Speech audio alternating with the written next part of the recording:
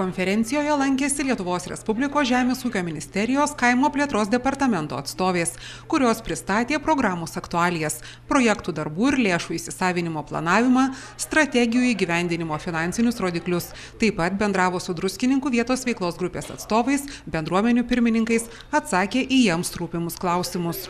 Po konferencijos Žemės ūkio ministerijos atstovės ir Druskininkų vietos veiklos grupės nariai lankėsi Jovaišių ir Stračiūnų kaimo bendruomenėse, apžiūrėjo pradėtus įgyvendinti projektus, susitiko ir susipažino su bendruomenių gyvenimu bei jų poreikiais. Buvo labai nuostabu, buvom nebuvę iš tikrųjų Dzūkijos kaimo bendruomenėse, nes taip vietos veiklos grupę pažįstam ir žinom, kad veikia ir įsitikinom šiandien tikrai, kad viskas yra gerai, truputėlį greičio palinkėjom, o bendruomenės yra iš tikrųjų įspūdingos ir man palieka patį šilčiausią įspūdį vien dėl to, kad iš nieko žmonės gali padaryti labai daug. Dėl to, kad dzūkai yra taupus, dėl to, kad jie labai ūkiškai racionaliai mąsto, dėl to, kad turi grandiozinių planų, ten, kur atrodo jų net būti negalėtų nei užuominos. Ir jie tikrai yra tas gerasis pavyzdys, kur galėtų važiuoti vietos veiklos grupės, bendruomenės, pasimokyti, kaip reikia taupiai, energingai ir su gera nuotaika iš nieko daryti gerą darbą. Mes aplankėm šiandieną tuos startavusius projektus, kurie vyksta ir iš tikrųjų labai jie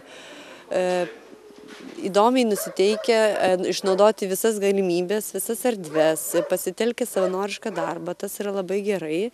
Labai sveikintina, kad pritraukia žmonių ne bendruomenės narių, tiesiog pasikviečia, kad nebūtų žmonės atskirti ir iš tikrųjų pasieks gerą rezultatą. Orientuojasi, svarbu turbūt, kad orientuojasi į visus gyventojų sluoksnius, į įvairiausias amžiaus grupės, į įvairiausius interesus, tai nuo vaikų iki senyvo amžiaus, nes eina, rodo rankom, čia galės jaunimas, čia diskoteka, čia galėsime sportuoti, čia turim krepšinio komandą. Iš jų yra tas noras ir matyti, kad iš tikrųjų jie pasižiūrėjo poreikį, pasižiūrėjo, ką gali padaryti ir manau, kad pavyks. Druskininkų vietos veiklos grupė kviečia teikti vietos projektų paraiškas pagal Druskininkų kaimiškosios teritorijos vietos plėtros 2010–2015 metų strategijos priemonės.